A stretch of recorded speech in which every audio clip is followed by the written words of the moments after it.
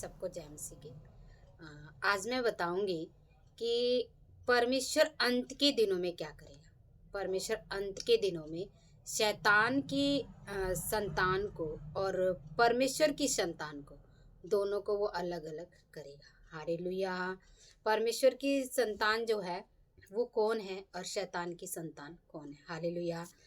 परमेश्वर का वचन कहता है यहाँ पे मती मती मती 13 का 27 कहता है, इस पर गृहस्थ के दासों ने आकर उससे कहा, हे स्वामी, क्या तूने अपने खेत में अच्छा बीज न बोया था? पर फिर जंगली दाने के पौधे उसमें कहाँ से आए? मतलब जो गृहस्थ था, उसके जो नौकर थे, उनको पता था कि जो हमारे परमेश्वर ने, जो हमारे स्वामी ने तो जो खेत में बोया था वो क्या था? अच्छी बीज थी और अच्छा फल आना चाहिए था। लेकिन उसमें उन्होंने क्या देखा कि उसमें जंगली बीज भी आ गए हैं। हालेलुया। तो उन्होंने क्या कहा?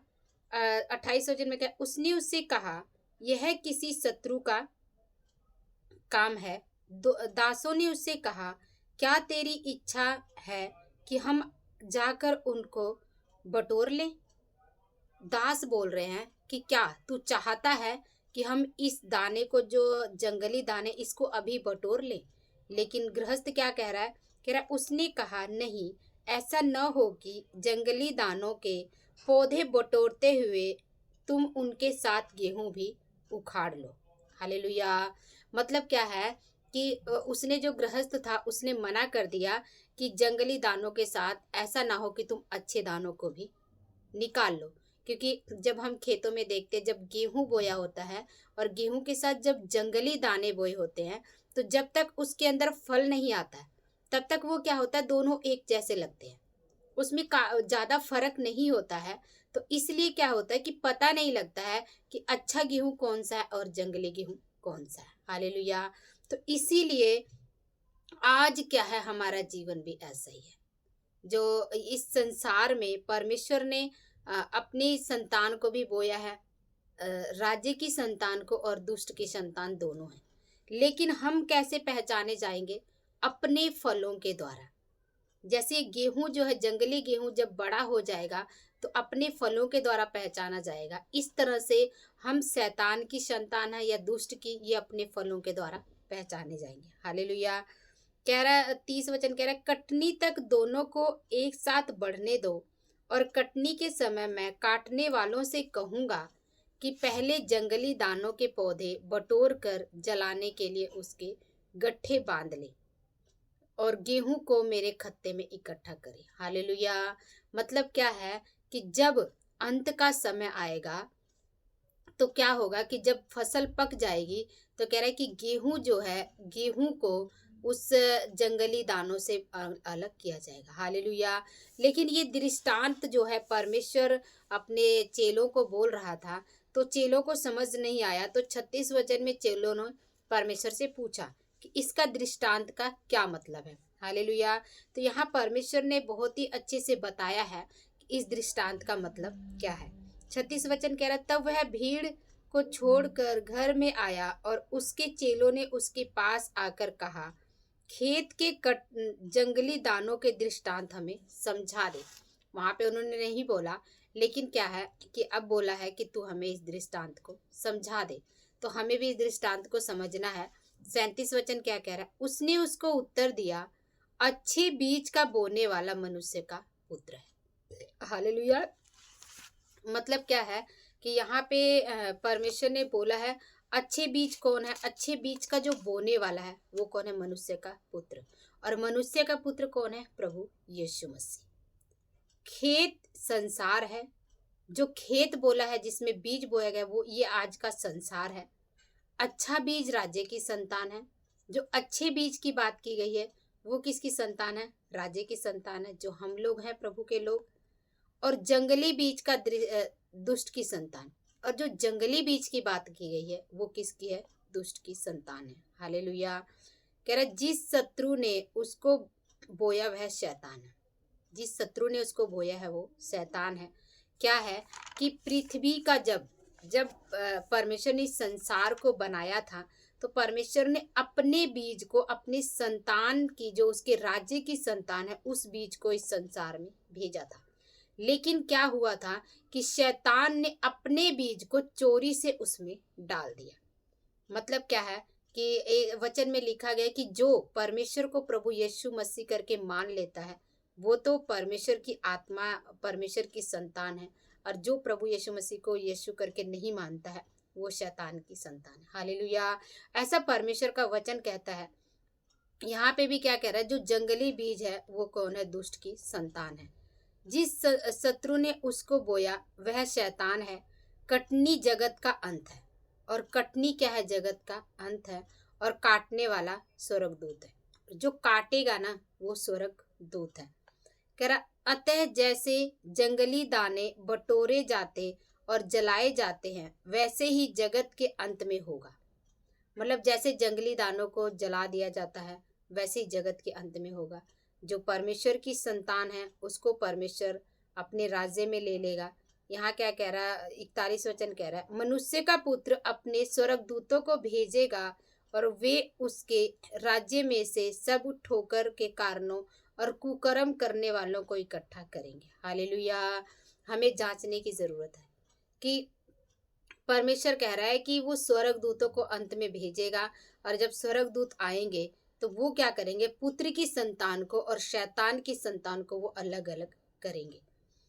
कुकर्म करने वाला, गलत काम करने वाला, ये क्या? शैतान की संतान है। इससे हमें इससे ये फल है इसके, जो कुकर्म करता है, जो गलत करता है, जो व्यभिचार करता है, जो झूठ बोलता है और जो गलत काम करता है, वो किसकी संतान है? शैतान की संतान है।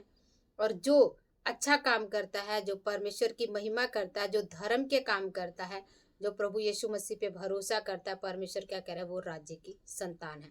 तो क्या कह रहा है कि उन्हें इकट्ठा करके, और कह रहा है कि और उन्हें आग के कुंड में डालेंगे, जैसा जहां रोना और दांत पीसना होगा। हालेलुया। जहां पे रोना और दांत पीसना होगा। तो हमें क्या करना है कि हमें अपने जीवन में कुकर्म को नहीं करना है, व्यभिचार को नहीं करना है, किसी को धोखा नहीं देना है, किसी से झूठ नहीं बोलना है। हमें क्या करना? अपने परमेश्वर के जो फल है, उसके आत्मा के फल हैं, धीरज है, कृपा है, भलाई है, और जो आत्मा के फल हैं, उसको हमें अपने जीवन में लेकर आना। संयम है ना? इन चीज़ों को हमें अपने जीवन में लेकर आना है। कह रहा, उस समय धर्मी अपने पिता के राज्य में सूर्य के समान चमकेगा। क्या होगा कि जब परमेश्वर क्या करेगा? संतान की, जो शैतान की संतान है, उसको राज्य की संतान से अलग कर देगा। तब क्या होगा कि जो धर्मी लोग हैं, वो परमेश्वर के पास सूर्य के समान चमकेंगे। कह रहा, लास्ट में कह रहा, जिसके कान हो वो सुन ले। आज भी जो वचन बोला जा रहा है, इसका मतलब क्या है कि यदि कोई इस वचन को सुन रहा है और वो विश्वास कर रहा है कि प्रभु यीशु मसीह परमेश्वर है, और लास्ट में, अंत में क्या है? स्वर्गदूत कटनी काटेंगे। हमें अपने जीवन को सुधारने की ज़रूरत है। हमें अपने जीवन में परमेश्वर पे भरोसा रखने की ज़रूरत है, और उसके जो वो वचन कहता है उस पर चलने की ज़रूरत है। तो हम क्या हैं कि हम परमेश्वर के राज्य में सूर्य के समान चमकेंगे। हालेलुया। और यदि हम इस संसार के भोग विलास को चाहते हैं, और हम चाहते हैं कि नहीं, कोई बात नहीं है, अभी बहुत टाइम है, तो कुछ नहीं पता परमेश्वर कब आ जाए। तो इसलिए परमेश्वर क्या कह रहा है कि वो शैतान की संतान को और राज्य की संतान को वो अलग अलग कर देगा। इसलिए हमें आज ही अपने कानों को खोलने की और इस वचन को सुनने की ज़रूरत है कि परमेश्वर, हम अपने मन को फिराते हैं और हम तेरे राज्य में आते हैं। हालेलुया। तो आज हमने क्या सीखा कि परमेश्वर जो है वो राज्य की संतान को और शैतान की संतान को जो अलग कर देगा। तो हमने क्या, पहला क्या है कि परमेश्वर ने संसार में पहले सिर्फ राज्य की संतान को ही उत्पन्न किया था, उसको ही बोया था। लेकिन क्या है कि दुष्ट जो है वो चोरी से आकर अपनी संतान को भी उसमें बो दिया। इस संसार में अपनी संतान को भी उसने लगा दिया, जो दुष्टता के काम करते हैं। हालेलुया।